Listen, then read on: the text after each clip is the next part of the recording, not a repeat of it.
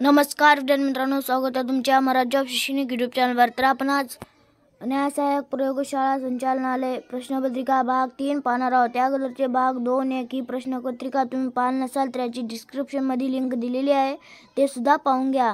चॅनलवर नवीन असाल तर चॅनलला आवश्यक सबस्क्राईब करून घ्या आणि बाजूला असलेले बटन सुद्धा प्रेस करा। चला तर प्रश्न क्रमांक 1 कडे वळूया। प्रश्न क्रमांक 1, वायुसेनेचे पश्चिम कमांडचे नवीन कमांडिंग इन चीफ म्हणून कोणाची नेमणूक झाली आहे?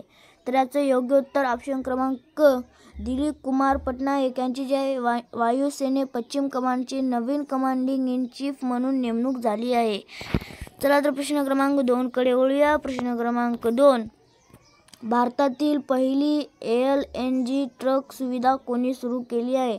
तर याचं योग्य उत्तर ऑप्शन क्रमांक अ, ब्लू एनर्जी मोटर्स यांनी जे भारतातील पहिली LNG ट्रक सुविधा सुरू केली आहे। चला तर प्रश्न क्रमांक 2 कडे वळूया। प्रश्न क्रमांक 3, राष्ट्रकुल क्रीडा स्पर्धेत 2022चा शुभंकर काय होता? तर याचं योग्य उत्तर ऑप्शन क्रमांक ब, पेरी द बुल हे जे राष्ट्रकुल क्रीडा स्पर्धेत 2022चा शुभंकर होता। चला तर प्रश्न क्रमांक 4 कडे वळूया। प्रश्न क्रमांक 4, आर्किओलॉजी ऑफ नॉलेज हा ग्रंथ कोणी लिहिला? तर याचं योग्य उत्तर ऑप्शन क्रमांक ब, फाय फुको यांनी जे आर्किओलॉजी ऑफ नॉलेज हा ग्रंथ लिहिला। चला तर प्रश्न क्रमांक 5 कडे वळूया। प्रश्न क्रमांक 5, जागतिक आरोग्य संघटनेचे मुख्यालय कोठे आहे? तर याचे योग्य उत्तर ऑप्शन क्रमांक ब, जिनिव्हा येथे जे आहे जागतिक आरोग्य संघटनेचे मुख्यालय आहे। चला तर प्रश्न क्रमांक 6 कडे वळूया। प्रश्न क्रमांक 6, महाराष्ट्र शासनाने झोपडपट्टी पुनर्वसन प्राधिकरण SRA चा स्थापना केव्हा झाली? तर याचे योग्य उत्तर ऑप्शन क्रमांक ड, 1995 जे आहे महाराष्ट्र शासनाने झोपडपट्टी पुनर्वसन प्राधिकरण SAR ची स्थापना झाली। चला तर प्रश्न क्रमांक 7 कडे वळूया। प्रश्न क्रमांक 7, राज्यातील पहिली मेडिकॅब रुग्णालय कोठे आहे?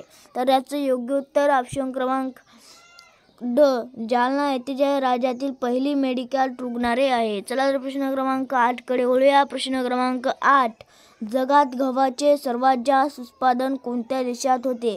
तर याचं योग्य उत्तर ऑप्शन क्रमांक ड, पाकिस्तान या जे जगात आहे गव्हाचे सर्वात जास्त उत्पादन होते। चला तर प्रश्न क्रमांक 9 कडे वळूया। प्रश्न क्रमांक 9, पीपल्स एज्युकेशन सोसायटीची स्थापना कोणी केली? तर याचे योग्य उत्तर ऑप्शन क्रमांक ड, डॉक्टर बाबासाहेब आंबेडकर यांनी जे आहे पीपल्स एज्युकेशन सोसायटीची स्थापना केली। चला तर प्रश्न क्रमांक 10 कडे वळूया।